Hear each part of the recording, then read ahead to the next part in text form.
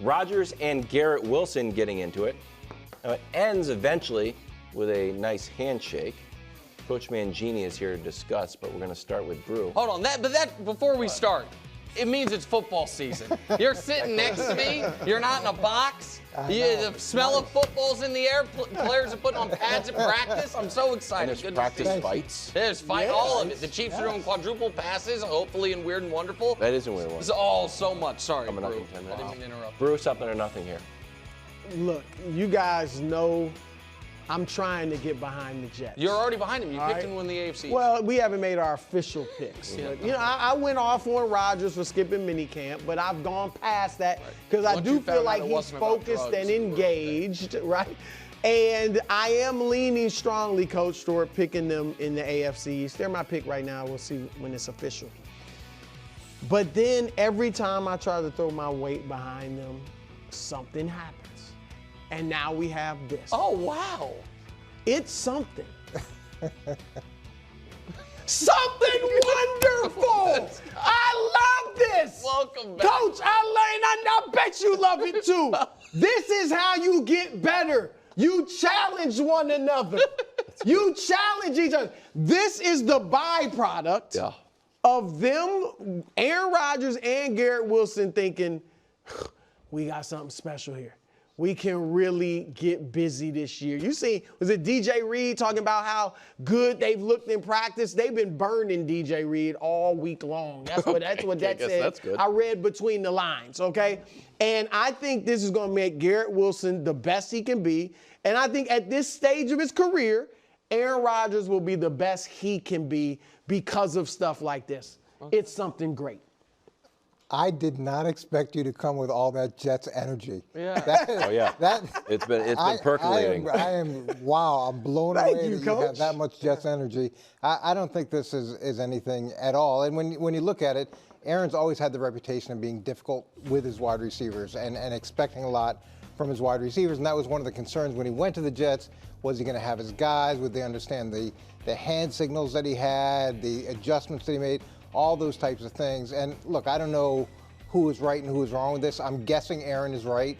And I'm guessing even if he was wrong, he would think he was right. Oh, yeah. And they go through this discussion, and it's good. It's good to have these discussions now and not have them when you're playing. And it's good to develop a rapport with your best player so that when things come up during the course of the game, you know how to communicate with each other in a way that's not going to lead to something more or some kind of distraction. It's like, okay, this is how we get things worked out.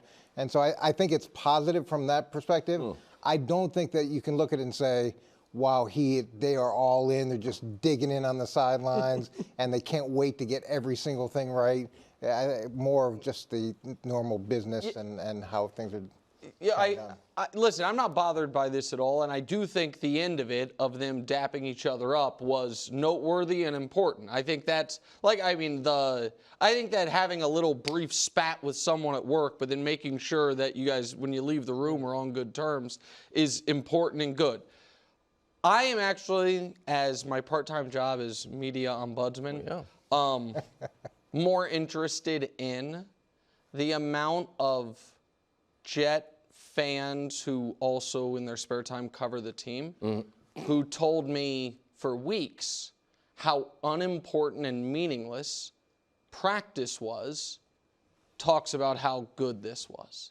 Because if mini camps doesn't matter at all, if none of that stuff matters, then this doesn't matter. Then none of it, because this is the whole point of having those mandatory have everyone together moments, is so you can have these positive, because I do think this is positive. I think having two people that really want to work, that want to be good, and making sure, wait, it wasn't one of those, oh, I screwed that up. We both think we're right, so let's make sure we figure out who actually was right or who we're going to say was right so it doesn't happen down the road. I think that's important.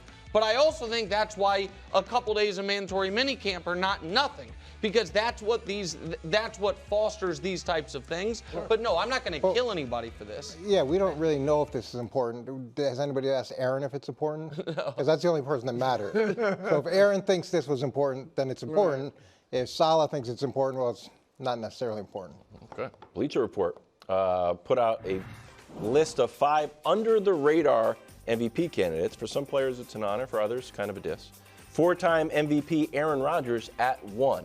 He's the #1 under-the-radar MVP candidate. It's a weird way to look. Anthony Richardson, who completed 50 passes. He's super under the radar. He's very under the radar. He has 80 attempts. He's at 2. Then Kirk Cousins at 3, who's fighting for his job since he has his replacement already on the staff, on the team. And then McCaffrey. And then Caleb at 5. Nick, are you buying Rodgers can win MVP? No, I think it's an absurd list. Like if I It's under the radar. No, so what I did was I got that. Right. So I went to everyone who had Aaron Rodgers odds or worse to win MVP. Real odds. Because that's kind of was the premise of the articles, like long shots who could win it.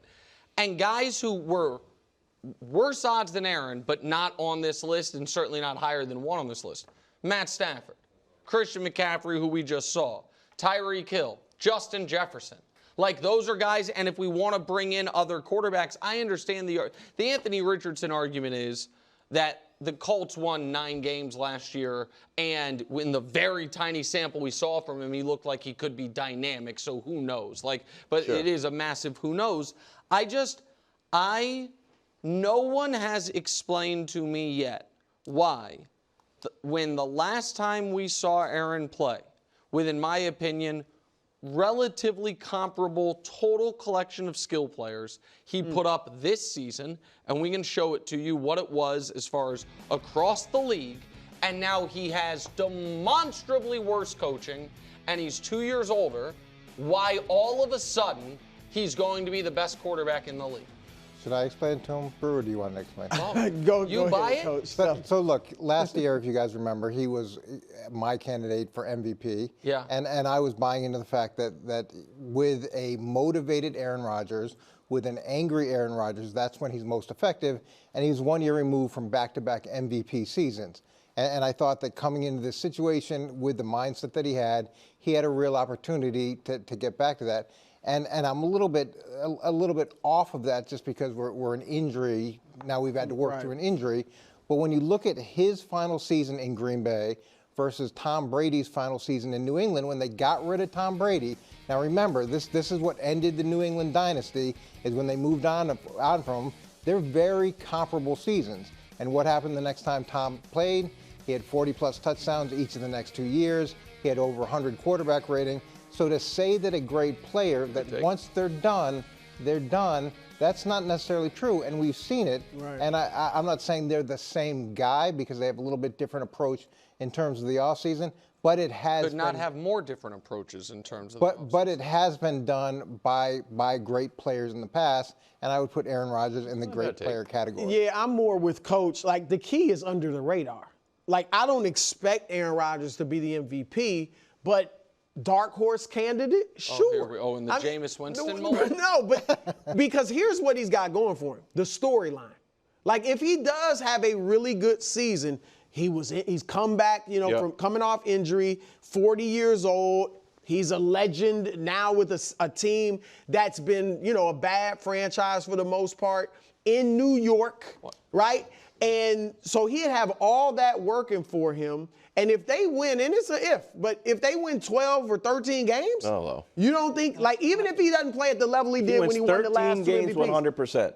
Yeah. 13. No, but I mean, it's an under the radar. I think he's definitely an under the radar candidate. We talk so much when a great quarterback or a quarterback we think might be great or a quarterback who looked great and then didn't, we're like, what happened? We point to the coordinator. We point to coaching if they're not hurt. Not we're like, all of us. okay, but very often. And we have to be honest about, if we think coaching matters, then someone show me the instance of a quarterback with a defensive-minded head coach and an offensive coordinator who they tried to shadow depose, but they couldn't effectively do it, how that's going to lead to a wildly productive season. Like, that part of it, everyone is just glossing over. That as far as offensive coaching infrastructure, the Jets arguably have the worst in the league. Yeah, but Rodgers likes him. Does it matter outside of that? Rodgers like, this is my guy. I trust him. You guys should trust him. Yeah, well, when you're working in 3 new offensive linemen, 2 new receivers, a rookie offensive lineman who might end up playing if Tyron Smith gets hurt, all of that, yeah, I think it matters. And I especially think it matters when Rodgers' only success with him that made him like him was with Matt LaFleur running the show, and we know Matt LaFleur is a great offensive mind. Thanks for watching. Subscribe here to get more from the show and to check out clips from other shows on FS1.